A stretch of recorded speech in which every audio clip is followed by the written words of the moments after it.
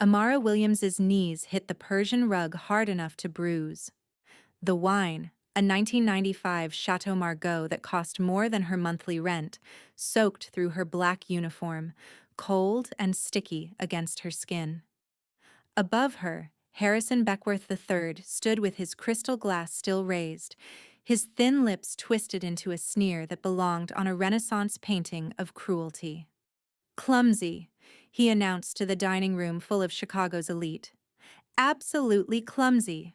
This is what passes for staff at the Bellamy Estate these days." Amara's hands trembled as she reached for the towel at her waist, trying to blot the wine spreading across the antique rug. Her face burned with humiliation, but she kept her eyes down, kept her mouth shut. She needed this job. Her grandmother's medication cost $400 a week. Her little sister Jasmine had just started at Chicago State. Amara was the only thing standing between her family and complete financial collapse. "I apologize, sir," she managed, her voice steady despite the tears threatening to spill. "I'll clean this immediately." "You'll do more than clean it," Beckworth said, stepping closer. His Italian leather shoe pressed down on her hand, not hard enough to break anything, but enough to hurt, enough to humiliate. "You'll learn your place." The other guests, women in designer gowns, men in custom suits, watched in uncomfortable silence. This was a private dinner party at the Bellamy Estate, one of Chicago's most prestigious event venues. Amara had been working here for 8 months, serving the city's wealthiest at their most exclusive gatherings. She'd learned to be invisible, to anticipate needs before they were spoken, to endure casual cruelty with grace. But this was different. This was deliberate. "Mr. Beckworth," the hostess, Catherine Bellamy, said nervously, Perhaps you should hire staff who know how to walk without destroying priceless wine," Beckworth interrupted. He lifted his shoe from Amara's hand and gestured dismissively. "Get out of my sight. You're ruining my appetite." Amara gathered the soaked towels, her movements mechanical. She was about to stand when the dining room doors opened. The change in atmosphere was immediate and electric.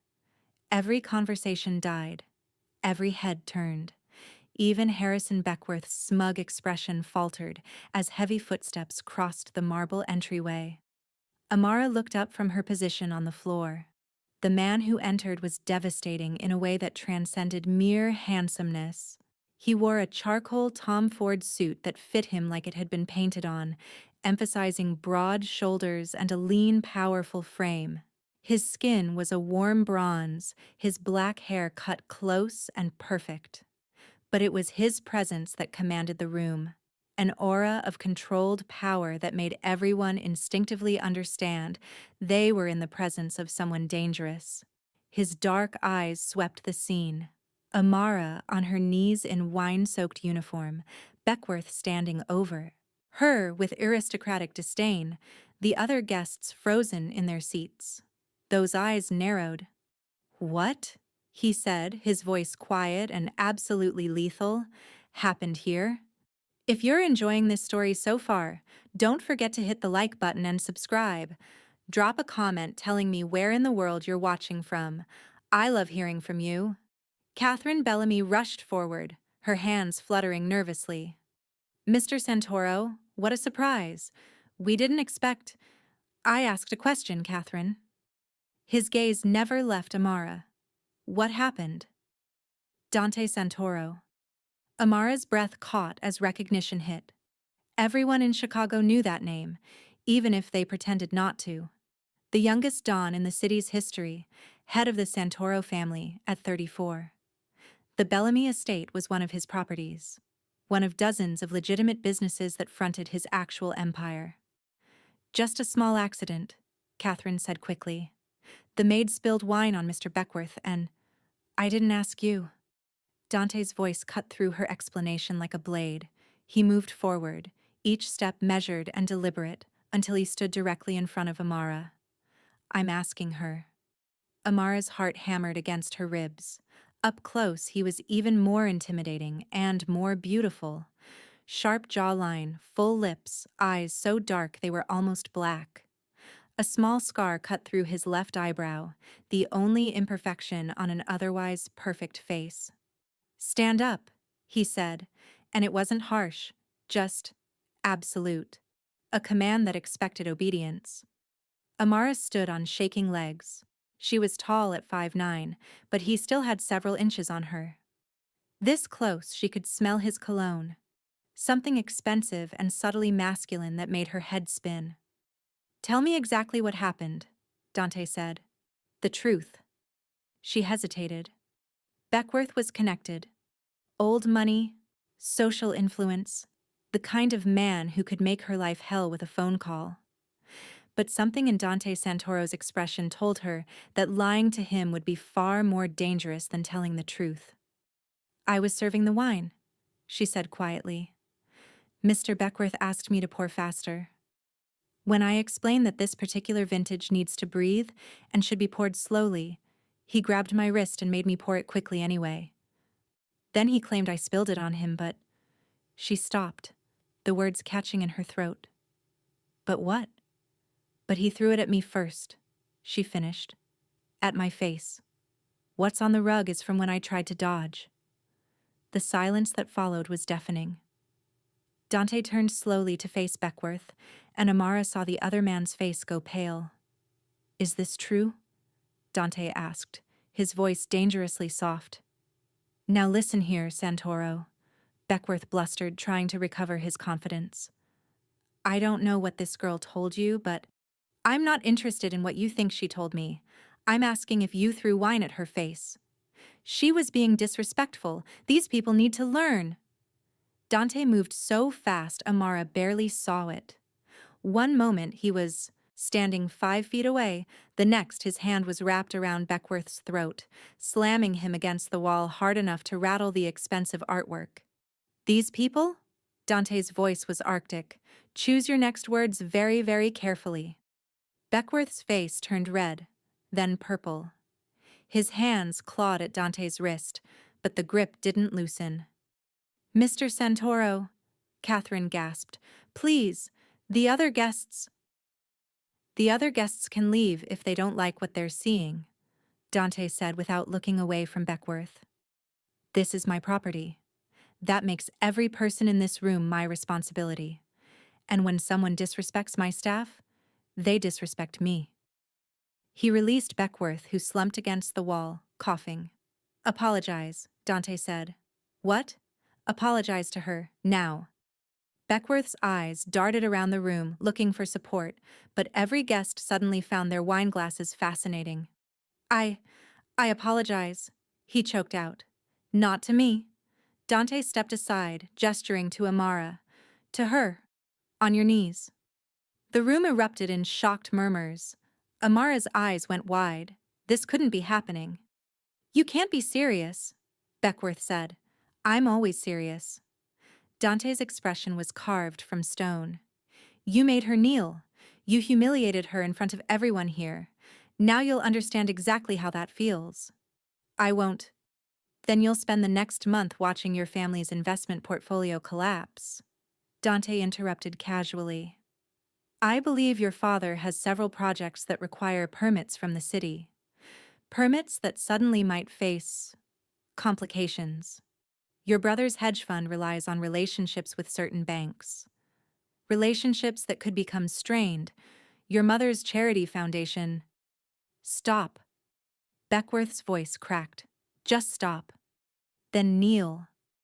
For a long moment, Harrison Beckworth III, whose family had been Chicago royalty for 5 generations, stood frozen. Then, slowly, his knees hit the Persian rug.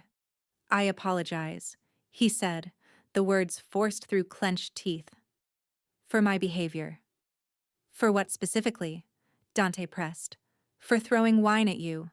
For humiliating you. For..." He swallowed hard. "For being a racist piece of shit."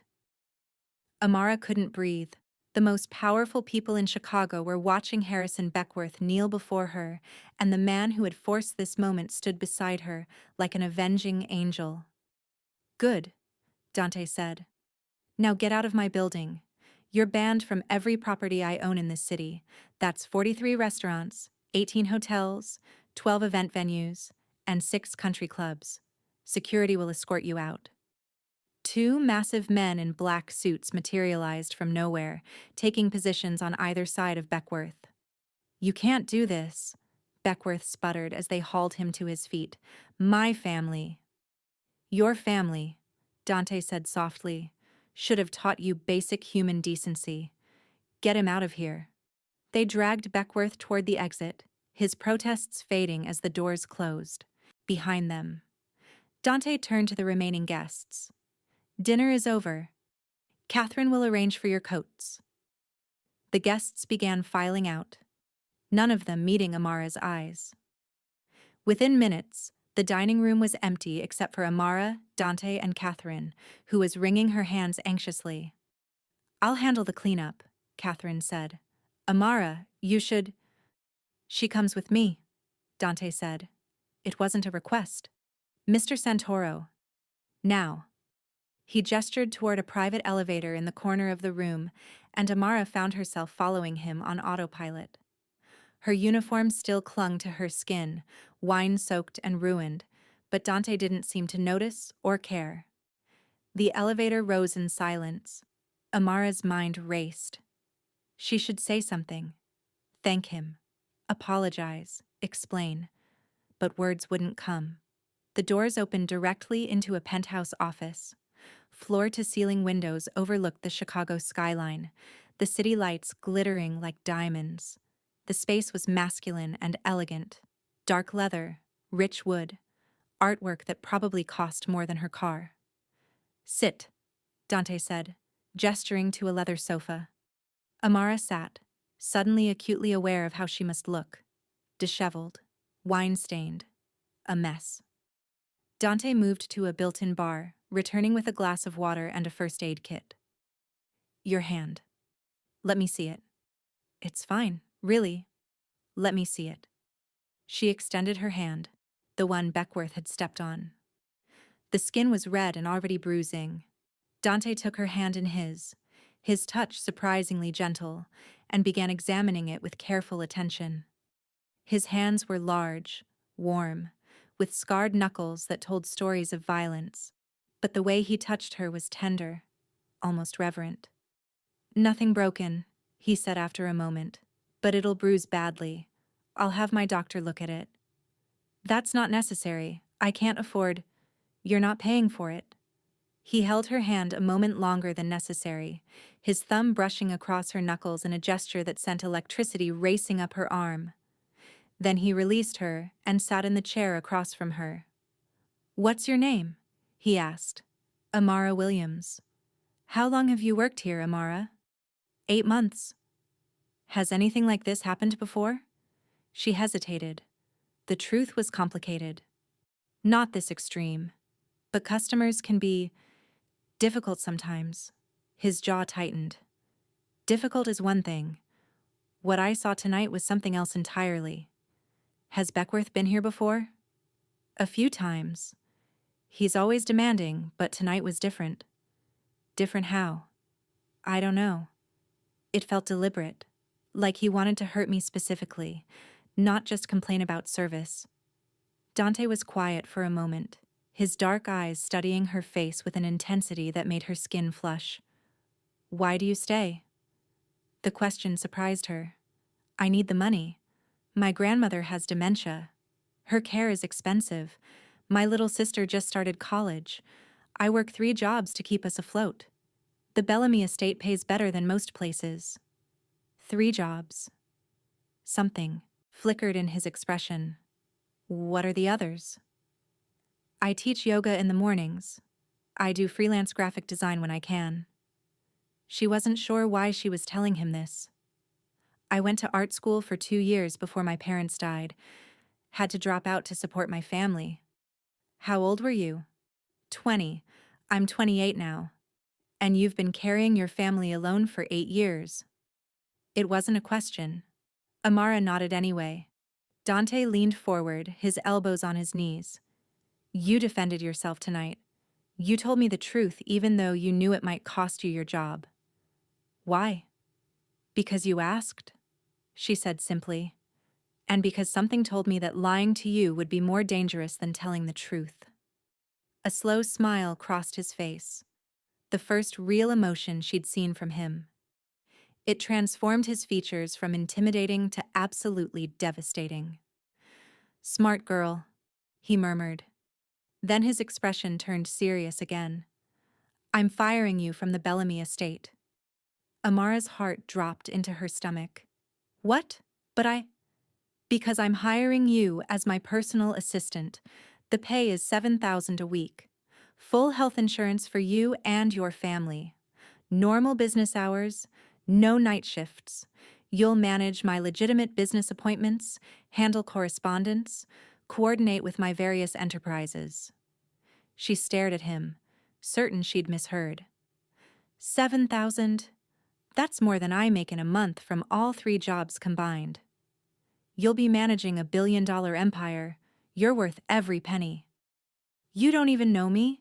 I have no qualifications for... You work 3 jobs to support your family. You maintain dignity in the face of humiliation. You tell the truth even when it costs you. You understand wine service well enough to correct a millionaire. His eyes held hers. Those are the only qualifications I need. Everything else can be taught. Why?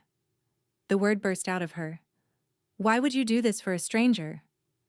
Dante stood moving to the window. For a long moment, he just stared out at the city. When he spoke, his voice was quiet. 5 years ago, my sister worked as a waitress while finishing her degree. Some entitled asshole threw a drink in her face for bringing him the wrong beer. She came home crying, humiliated, and there was nothing I could do about it. I wasn't who I am now, didn't have the power to make it right. He turned back to face her.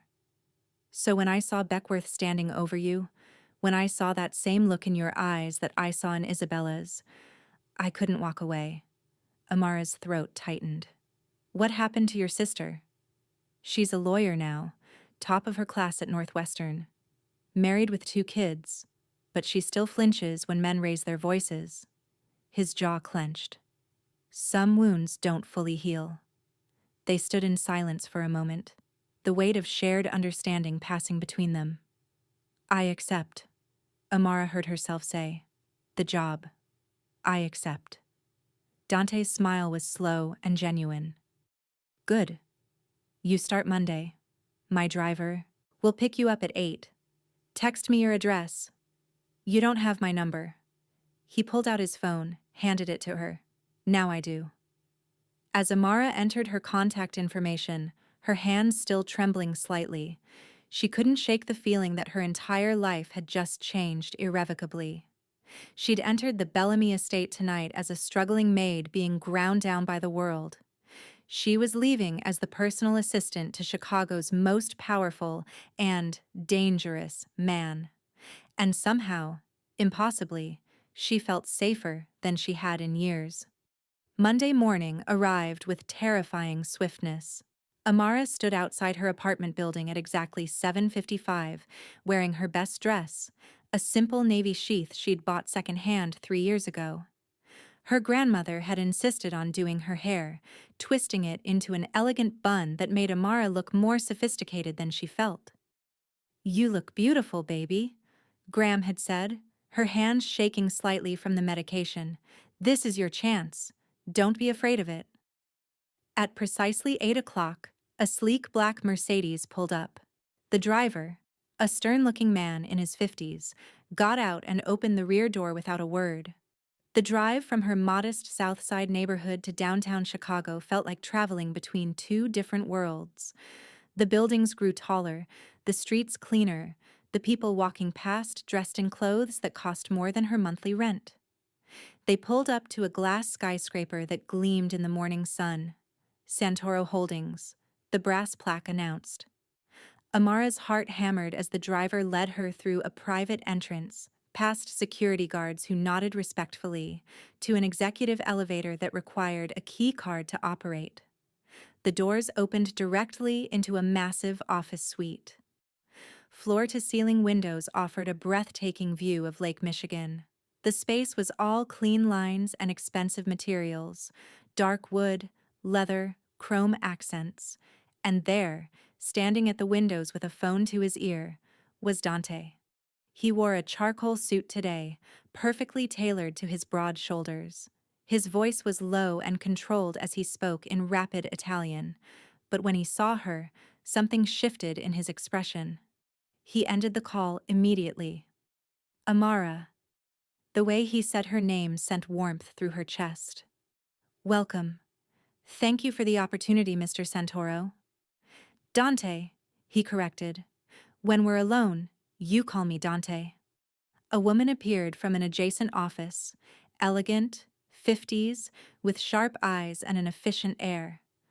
You must be Amara. I'm Teresa, Dante's current assistant. I'll be training you for the next 2 weeks before I retire.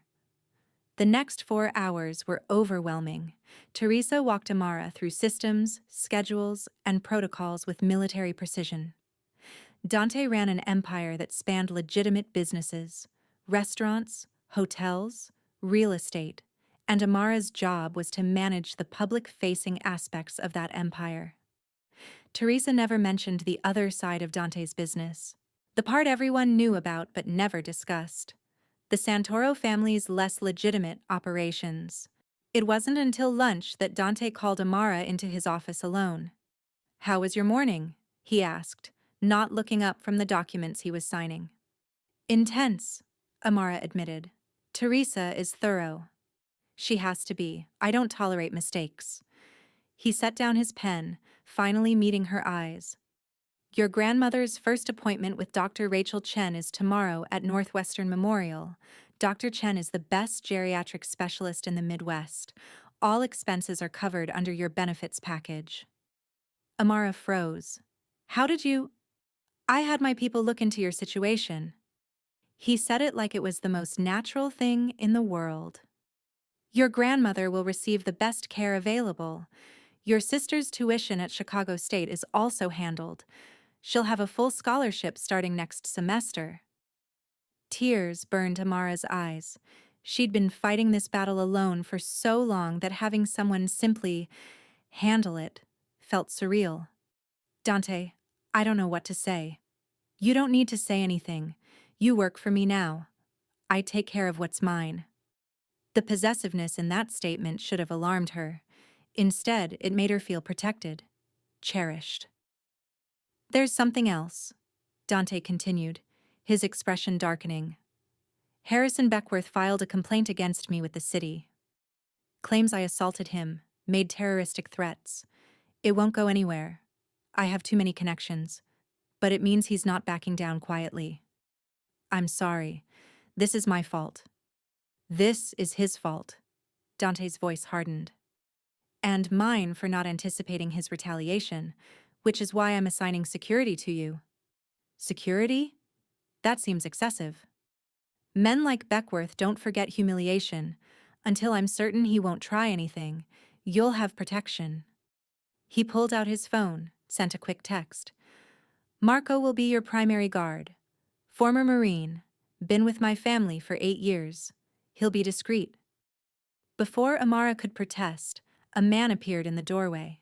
Tall, muscular, with short cropped hair and the alert posture of someone trained for combat. "Marco, this is Amara Williams. You'll be responsible for her safety until I say otherwise." Marco nodded. "Understood, boss." "This is really not necessary." Amara tried again. Dante stood, moving around his desk to stand directly in front of her. Close enough that she had to tilt her head back to meet his eyes. Close enough that she could smell his cologne and feel the heat radiating from his body. "Let me be very clear," he said softly. "What happened Friday night put you on my radar. That makes you a target for anyone who wants to hurt me. I have enemies, Amara. Powerful enemies who would love to find a weakness to exploit. And right now, you're a potential weakness. I barely know you. Why would anyone think—" "Because I publicly claimed you." I humiliated a member of Chicago's elite for you. I gave you a position of power in my organization. Anyone paying attention understands what that means. What does it mean? His eyes held hers, dark and intense. It means you're under my protection now. Completely. And I protect what's mine with everything I have. There was that word again. Mine. Amara should have been frightened by his intensity. Instead, she felt safe. If you're hooked on this story, make sure to subscribe and turn on notifications so you never miss an upload. Your support means everything and helps me bring you more emotional stories like this one. Over the next 2 weeks, Amara learned to navigate Dante's world. She discovered he was meticulous, demanding, and had zero patience for incompetence. But he was also fair. When she made a mistake scheduling a meeting, he simply showed her the correct protocol instead of berating her.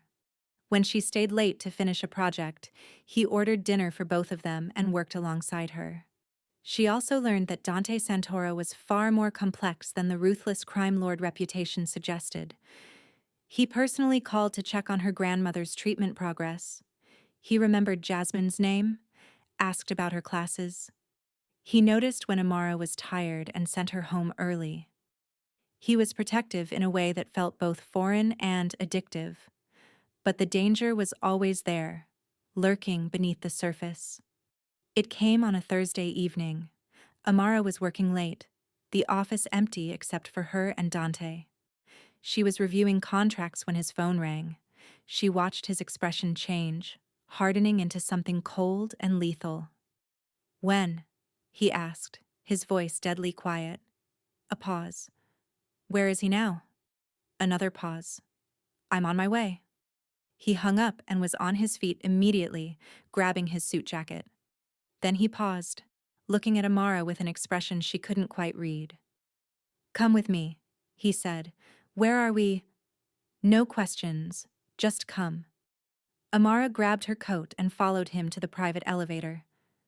They descended to an underground garage where a different car waited.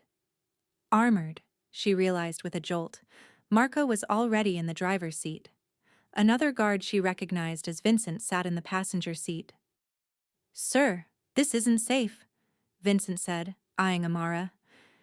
"You shouldn't bring—" "She stays with me," Dante said flatly. "Always." They drove through Chicago's streets in tense silence. Dante's hand found hers in the darkness of the back seat, his thumb stroking her knuckles in a gesture clearly meant to soothe. "Dante, what's happening?" she finally asked. "Someone vandalized one of my restaurants, spray-painted threats on the walls, specifically threats against you." Her blood ran cold. "Against me?" "They wrote, 'The black bitch dies next' on the front window." His voice was tight with barely controlled rage. "I'm going to handle it." "Handle it how?" "However I need to." They pulled up to a restaurant in an area Amara didn't recognize. More men in suits waited outside. Dante turned to her before getting out. "Stay in the car. Don't leave for any reason. If anything happens, Marco will get you to safety." "Dante." He cupped her face with one hand, the gesture unexpectedly tender. "Trust me, Amara. I'll be back in 15 minutes. I promise." Then he was gone, disappearing into the restaurant with his men. Amara sat in the dark car, her heart in her throat. Minutes felt like hours. Then she heard it. Raised voices, a crash, something that might have been a gunshot. Her hands clenched in her lap. Every instinct screamed at her to run, to get away from this world of violence and darkness. But stronger than fear was something else. Worry for Dante. The man who'd defended her against Beckworth, who'd given her family hope, who'd somehow become someone she couldn't imagine losing. Exactly 15 minutes later, Dante emerged from the restaurant. There was a small spatter of blood on his white shirt, but his expression was calm. He slid back into the car like nothing had happened. "Let's go home," he told Marco. Amara stared at him. "What did you—" "3 men affiliated with Beckworth's security company. They thought they could intimidate you, threaten you, make you quit so I'd look weak. His voice was conversational, but his eyes were hard. They won't do it again. Did you kill them? No. He looked at her directly. I don't kill for vandalism, Amara, but I make sure the message is clear. What's mine is protected. Always. The drive to her apartment was quiet. When they pulled up outside, Dante got out with her, walking her to the door despite her protests. I'm sorry, he said in the dim hallway. This is my fault. I should have known Beckworth would retaliate. I should have protected you better. How could you have known? Because this is my world. Violence. Revenge. Enemies who strike at anything I care about. He cupped her face in his hands. I should stay away from you. I should have known this would put you in danger. Dante. But I can't. His voice roughened. From the moment I saw you on your knees with wine in your hair and fire in your eyes, I couldn't stay away. And now you're caught up in something you never asked for. Amara looked up at him, this dangerous, powerful man who'd shown her more kindness in 2 weeks than most people had in years, and made a choice. Then tell me, she said. Tell me exactly what I'm caught up in. No more half-truths. I want to know who you really are. He searched her eyes and she saw the moment he decided to trust her. I'm the head of the Santoro family, he said quietly. My father built an empire, some legal, most not. When he died 3 years ago, I inherited everything. The businesses, the territory, the enemies. I run the most powerful crime family in Chicago. The words should have terrified her. Instead, she felt things clicking into place. So when you made Beckworth kneel, I meant every word. He disrespected you in my territory. That demands consequences. And the security, the threats, are real. My enemies see you as a way to hurt me, and they're not wrong. His jaw tightened. You make me vulnerable, Amara. You make me care about something other than power and control. That's dangerous in my world. So what are you saying? I'm saying you should run. Take your family and disappear somewhere I can't find you. Live a normal life far away from this darkness. Should I? Yes. Are you going to let me? His hands tightened on her face. No. God help me, no. I'm too selfish for that. I'll protect you with everything I have, but I won't let you go. Amara should have been horrified by his possessiveness. Instead, she felt safe, cherished, seen. I'm not running, she said softly. You should be terrified. I am terrified, but not of you. She placed her hands over his. I'm terrified of what I'm starting to feel for you. Something blazed in Dante's eyes. For a moment she thought he might kiss her. His gaze dropped to her lips, his body leaning closer. Then, with visible effort, he stepped back. Get some sleep, he said, his voice strained. I'll see you tomorrow. Amara watched him walk away, her entire body trembling. She was falling for a man who was completely wrong for her.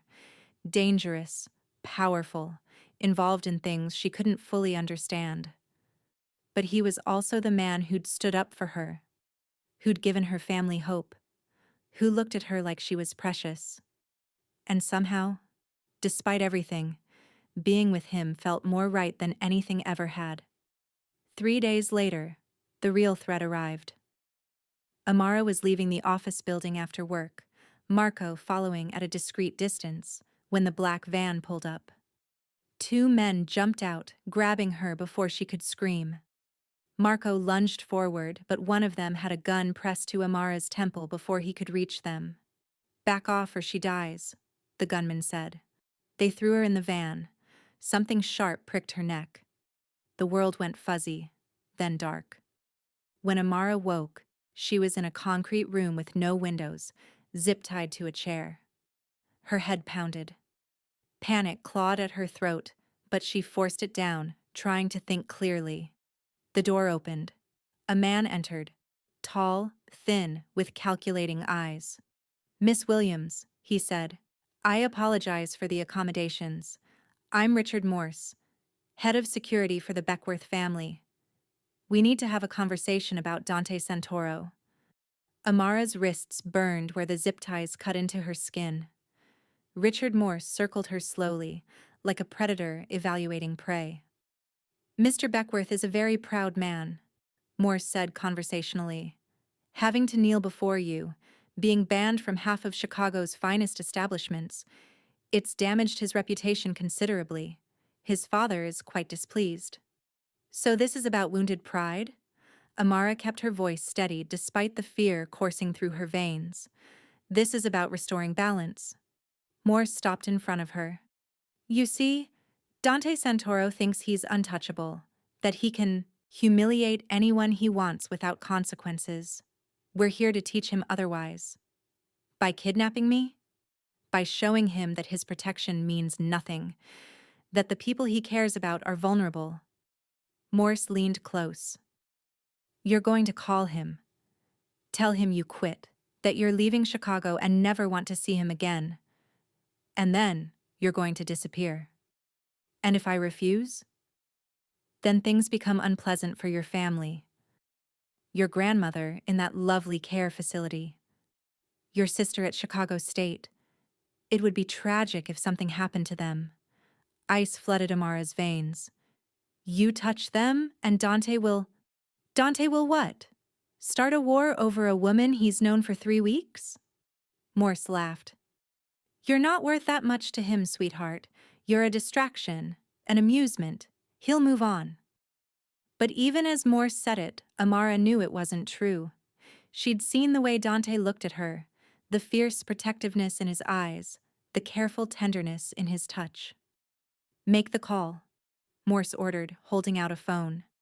Before Amara could respond, the sound of gunfire erupted outside the room. Shouting, screams, the sharp crack of bullets hitting concrete. Morse's face went white. "That's impossible. No one knows this location." The door exploded inward. Dante stood in the wreckage and Amara barely recognized him.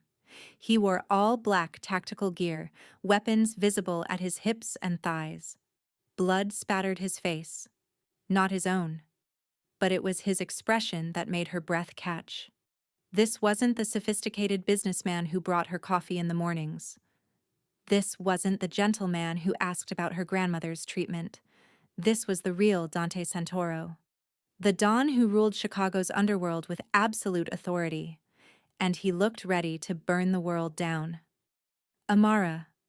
Her name was a prayer and a promise. "Are you hurt?" She shook her head, unable to speak. Dante's eyes swept over her. The zip ties, the fear she couldn't quite hide, and something murderous crossed his face.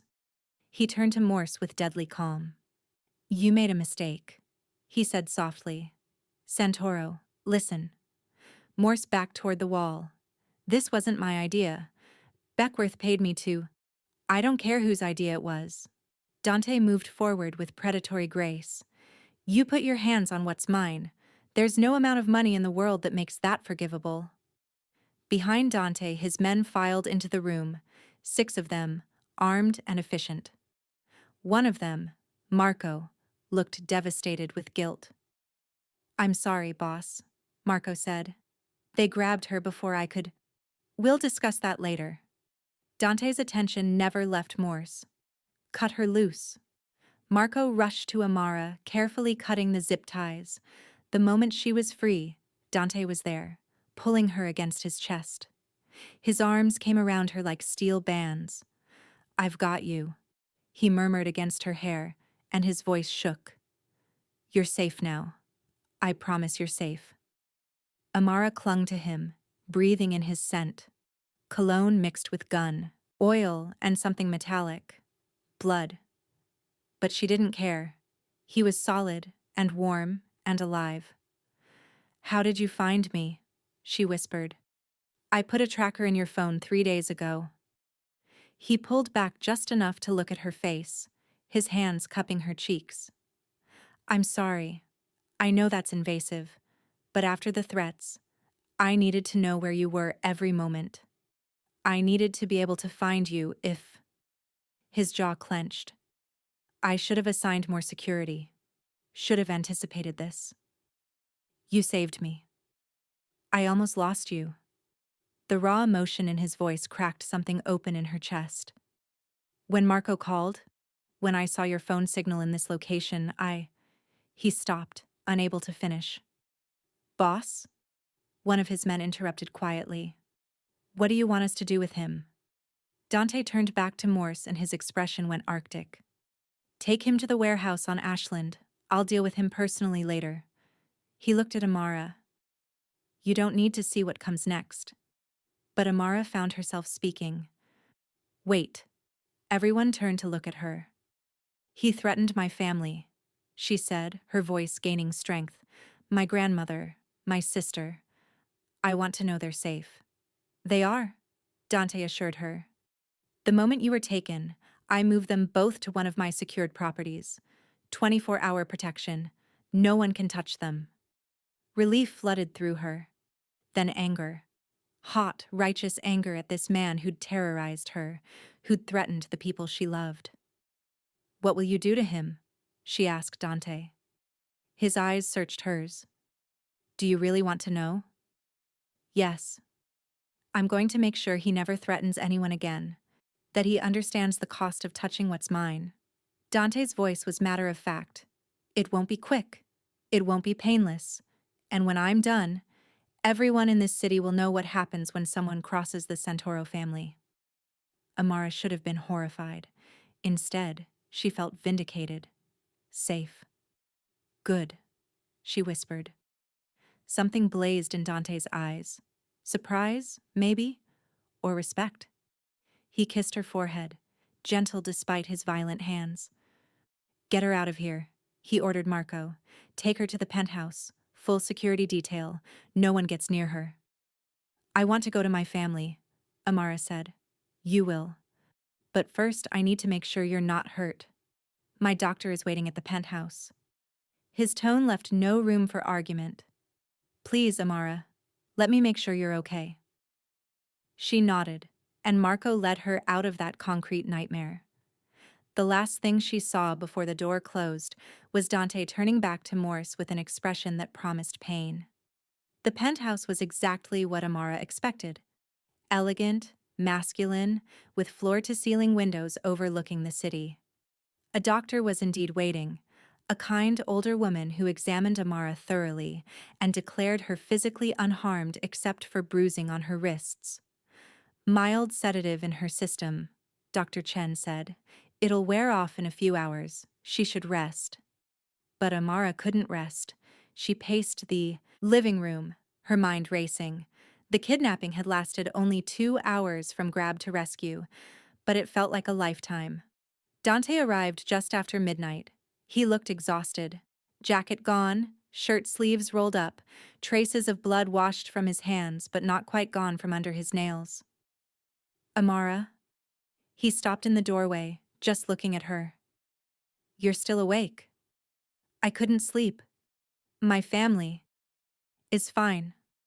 I just called to check. Your grandmother is resting comfortably. Jasmine is scared, but safe. They're both in a secured apartment in Lincoln Park with 3 of my best men. Can I see them? Tomorrow. Tonight you need to rest. He moved closer, and she saw the raw emotion in his eyes. I'm so sorry. This never should have happened. It's not your fault. It's entirely my fault. His voice cracked. I knew Beckworth was dangerous.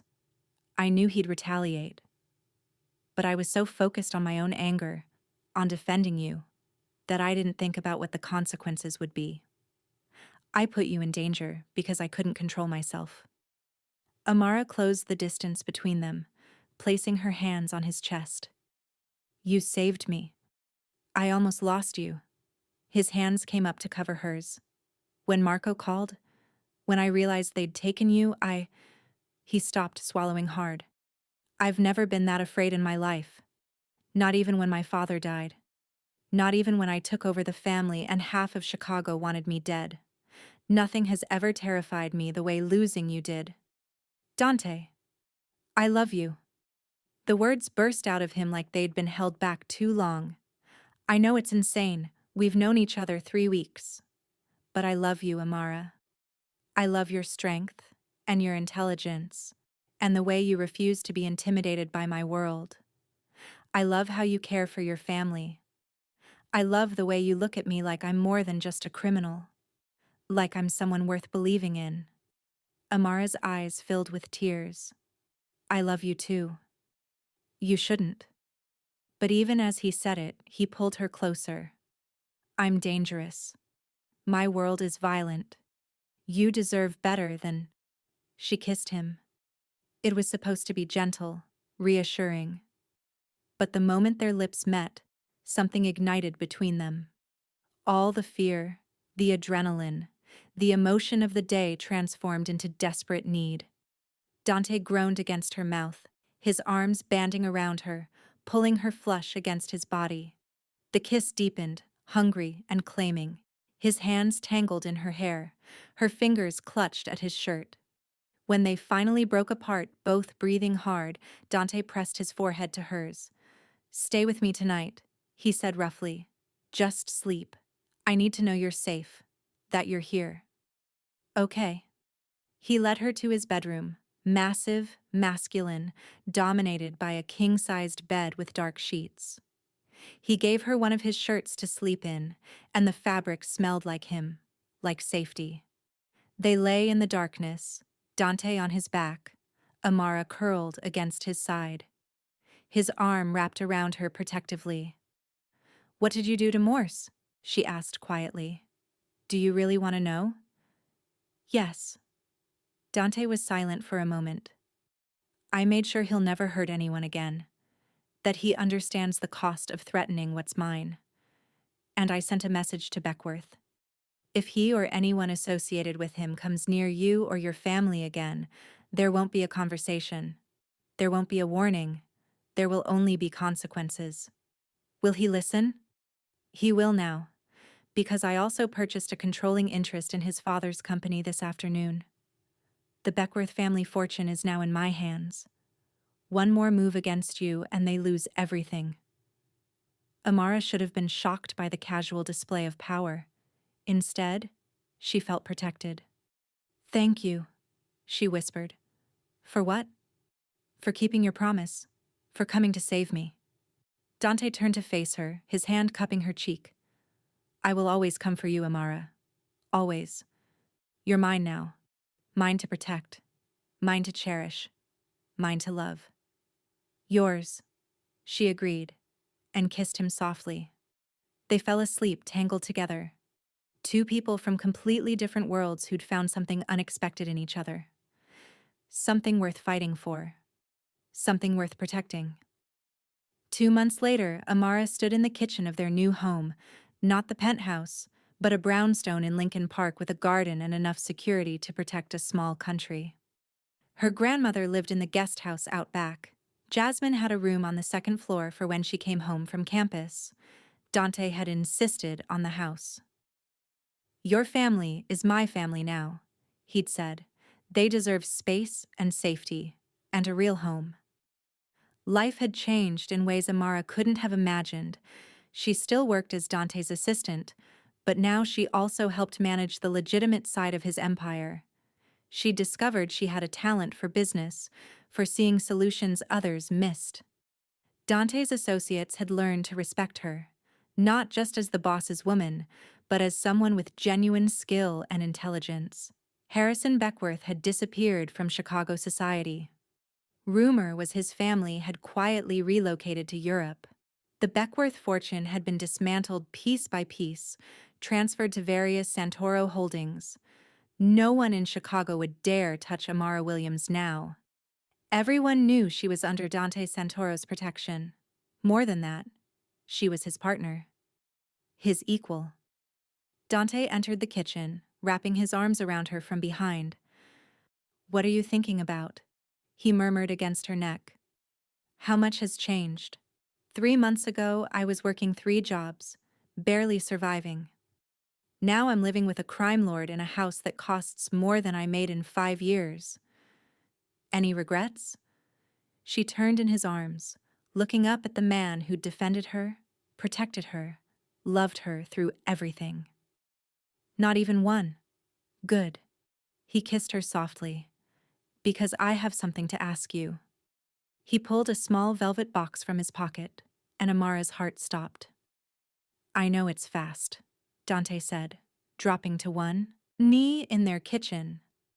I know we've only known each other 3 months, but I've never been more certain of anything in my life. You make me want to be better, not just more powerful, but genuinely better. You make me believe that someone like me can have something good, something real. He opened the box, revealing a stunning diamond ring, elegant, timeless, perfect. Amara Williams, will you marry me? Will you be my wife, my partner, my everything? Tears streamed down Amara's face. Yes, 1,000 times yes. Dante slipped the ring onto her finger, stood and kissed her with a reverence that made her feel cherished, worshipped. I promise you, he said against her lips, I will spend every day making you happy, keeping you safe, loving you. I know you will, because she did know. She'd seen Dante at his most dangerous, his most violent, his most ruthless. But she'd also seen his gentleness, his fierce protectiveness, his capacity for love. He wasn't a simple man. He wasn't even entirely a good man. But he was her man, and that was enough. The wedding took place 6 months later in the garden of their Lincoln Park home. It was small, just family and Dante's inner circle. Amara wore a simple ivory dress. Dante wore a black suit and couldn't stop smiling. When the officiant pronounced them husband and wife, Dante kissed her like she was his entire world. Because she was. That evening, as they danced under string lights with their families watching, Amara thought about that night at the Bellamy Estate. About Harrison Beckworth throwing wine in her face. About Dante walking through those doors like an avenging angel. One moment of cruelty had changed everything, had brought her to this man, this life, this unexpected joy. What are you thinking about? Dante asked, holding her close. Destiny, Amara said softly. How sometimes the universe puts exactly the right person in exactly the right place, at exactly the right time. And changes everything, Dante finished. And changes everything, she agreed. They danced until the stars came out. 2 souls who'd found each other in the darkness. A crime lord and a woman who'd been on her knees in wine-soaked uniform. A love story that shouldn't have worked, but somehow was perfect. Because sometimes the most unexpected beginnings lead to the most beautiful endings. And this was just the beginning. Thank you so much for watching until the end. If you love this story, check out the other videos on your screen now. I think you'll really enjoy them. And don't forget to subscribe if you haven't already. See you in the next story.